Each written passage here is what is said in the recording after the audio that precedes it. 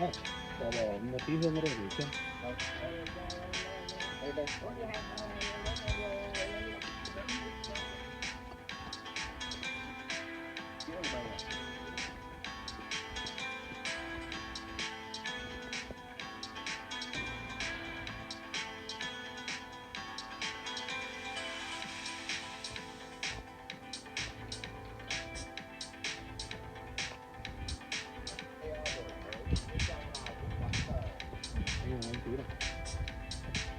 Không có đất nào.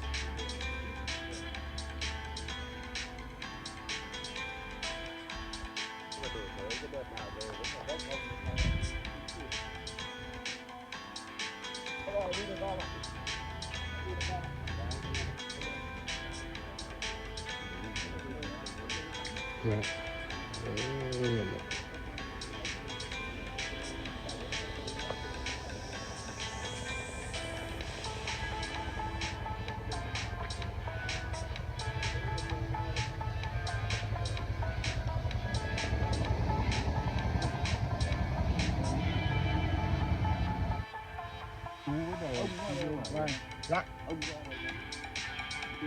Bố còn ông chú thì vẫn trong nghĩa trang mình đi. Đi lên mình đi. Ông thì là ngoài rồi. Ngoài nghĩa trang Ông không được nằm vào trong trang già này. Không, hai liệt sĩ rồi. Hai anh em rồi.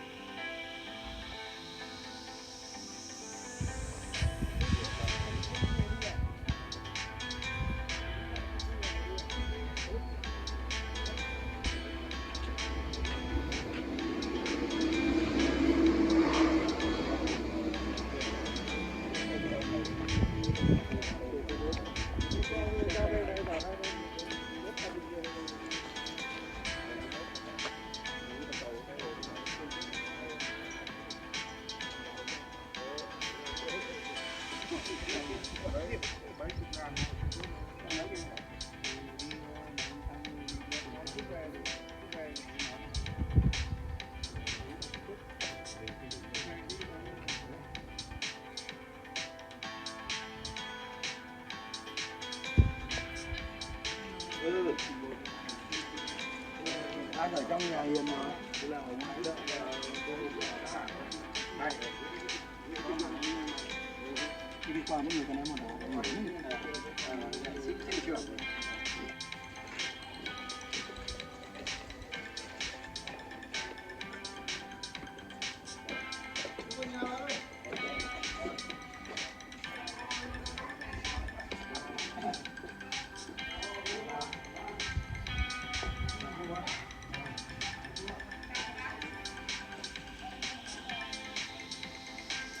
Chào cụ ạ. Và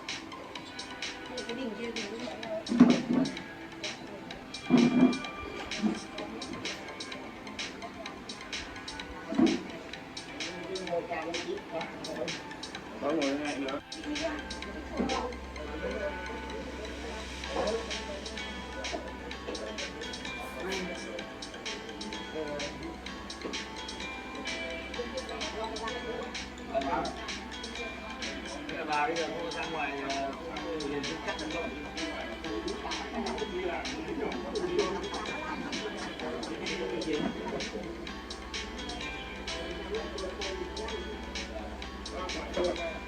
Còn ra chợ rồi không? Cứ đi chơi đi không tham cho nó giải thích chợ dần dần đi.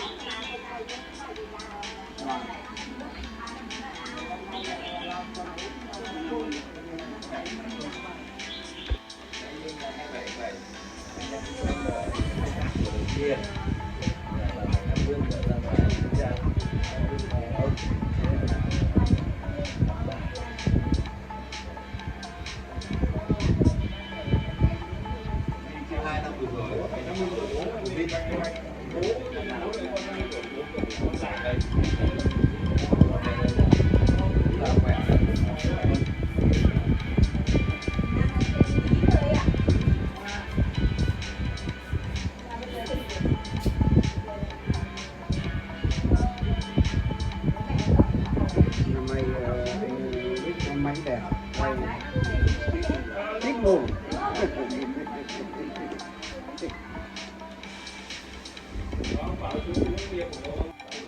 Ngày xưa này gái lắm đấy, bây giờ có đẹp lắm cái này.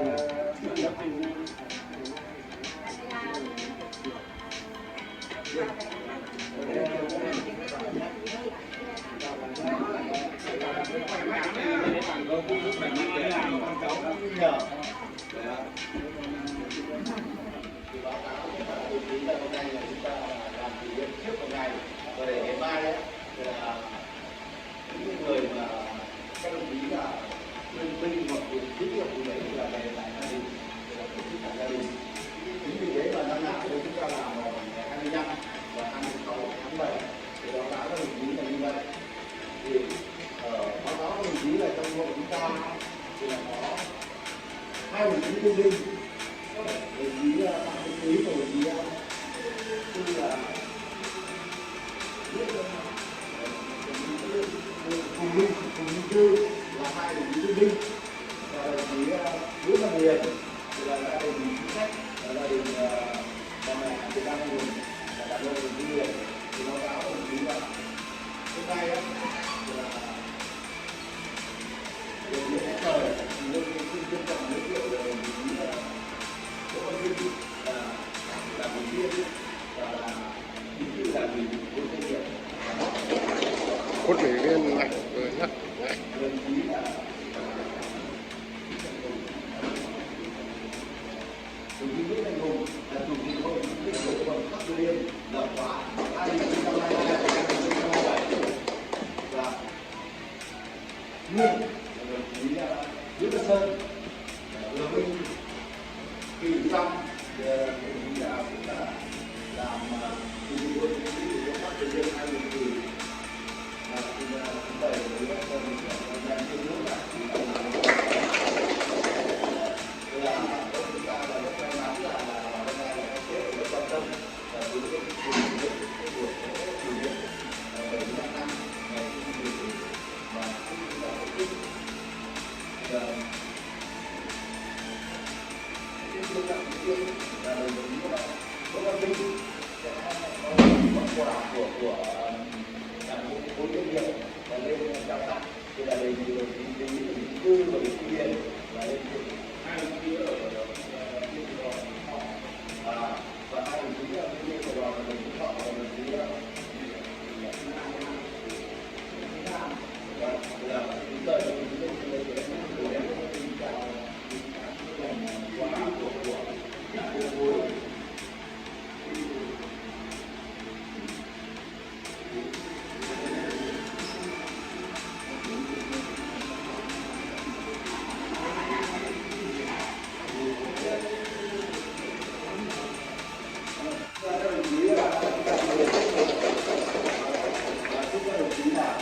Mạnh khỏe.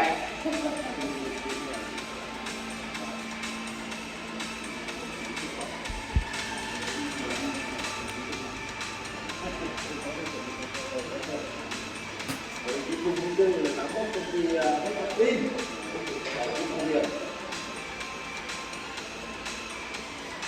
Đề nghị chúng ta trong một tháng là đề nghị ba đồng chí đây chính sách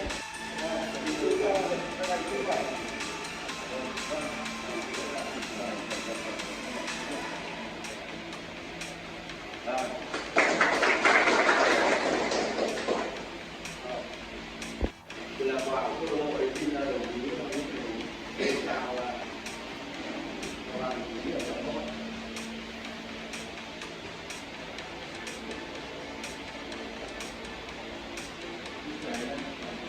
Không phải nói chung như là đương kim chủ tịch khóa này của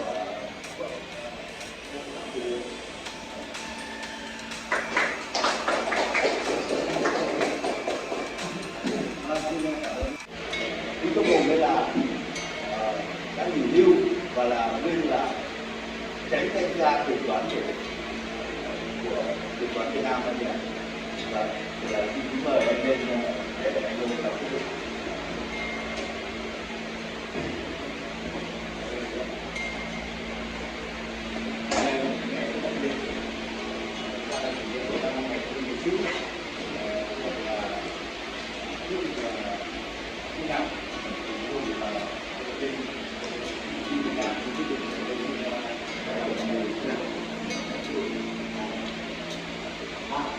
Cộng hòa xã hội chủ nghĩa Việt Nam vận động từ câu hỏi hạnh phúc lần Bắc Từ Liêm ngày 22 tháng 7 năm 2022.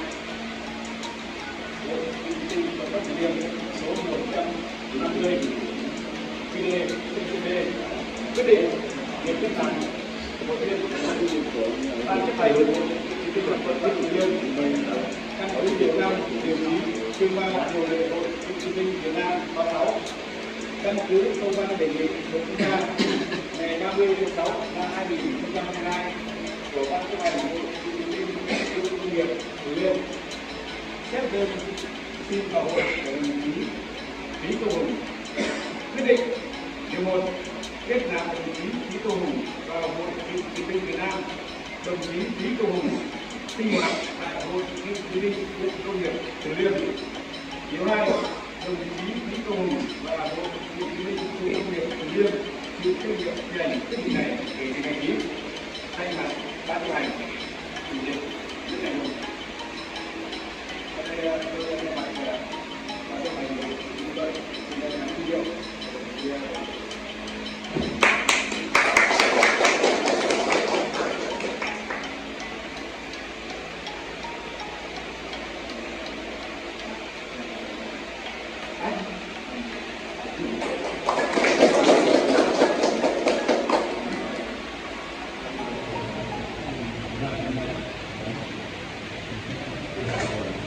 Kính mời đồng chí Lý Công Hùng Tôi lời phát biểu.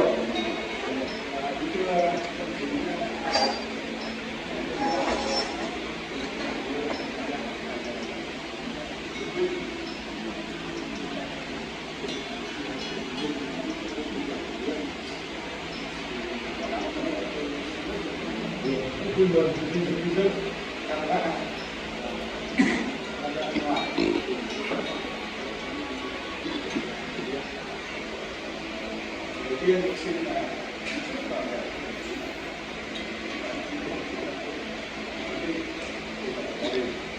khỏe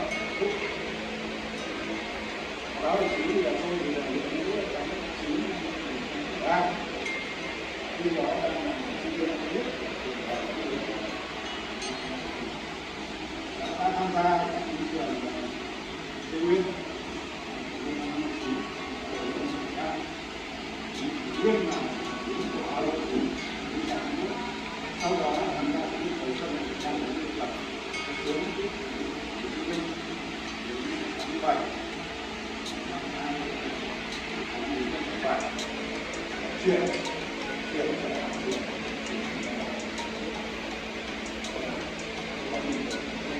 chuyển trong quá trình này nó là quân đội trong 14 năm hoàn thành tốt nhiệm vụ nó là kinh phối